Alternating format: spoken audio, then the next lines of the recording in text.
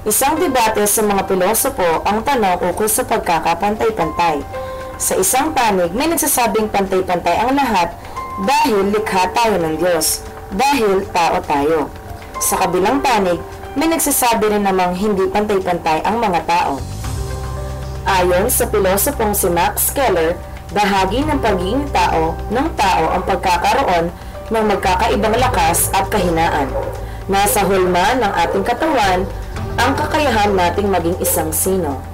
Dahil na rin sa hindi pagkakapantay-pantay na ito, kailangan sikapin ang pagkakapantay-pantay sa pamamagitan ng pagbabahagi ng yaman ng bayan. Ayon kay Santo Tomas de Aquino na ang prinsipyong proporsyo ay ang angkop na pagkakaloob ng naaayon sa pangangailangan ng tao. Sa madaling salita, hindi man pantay-pantay ang mga tao, may angkop para sa kanila. Kailangan maging patas ayon sa kakayahan, ayon sa pangangailangan. Pero hindi patas. Una, tila tinatali ng tao ang kanyang sarili sa bagay, na kung hindi siya makakakuha ng bagay, bumababa ang kanyang halaga bilang tao. Pangalawa, kailangan yatang balikan ang dahilan ng pag-aari at paggawa. Gumagawa at nagmamay-ari ang tao hindi upang makipagyabangan sa iba, ibagsak o pahiyain ang iba, o makipagkompetensya sa iba. Gumagawa siya dahil nais niyang ipamalas ang kanyang sariling galing. Nagtatrabaho siya upang maging produktibo sa kanyang sarili. Napakaganda ng salitang Filipino para sa trabaho. Ang tawag natin dito ay hanap buhay. Ang hinahanap ng gumagawa ay ang kanyang buhay. Hindi siya nagpapakapagod lamang para sa pera, kundi para ito sa buhay na hinahanap niya. Ang kanyang pag-aari ay hindi lamang tropeyo ng kanyang pagpapagal. Ito rin ay ang mga ginagamit niya upang matulungan siyang mahanap ang kanyang buhay.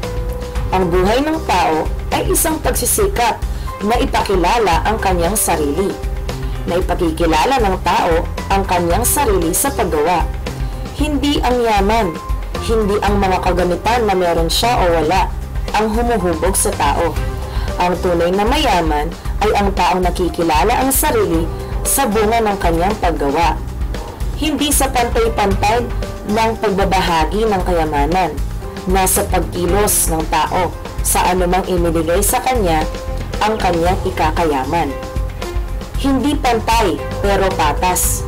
Ito nga ang prinsipyong iniinugan ng lipunang pang-ekonomiya. Ang lipunang ito ay nagsisikap na pangasiwaan ang mga yaman ng bayan ayon sa kaangkupan nito sa mga pangangailangan ng tao. Ang pinagmulan ng salitang ekonomiya ay ang mga Griegong salita na oikos, bahay, at nomos, pamamahala. Ang ekonomiya ay tulad din ng pamamahala sa bahay. Mayroong sapat na budget ang namamahay. Kailangan niya itong pagkasyahin sa lahat upang makapamuhay ng mahusay ang mga tao sa bahay. Maging buhay tao ang kanilang buhay sa bahay upang maging tahanan ang bahay. Ang lipunang pang-ekonomiya sa mas malaking pagtingin ay ang pagkilos na masiguro na ang bawat bahay ay magiging tahanan. Pinangungunahan ito ng Estado na nangunguna sa pangangasiwa at patas na pagbabahagi ng yaman ng bayan.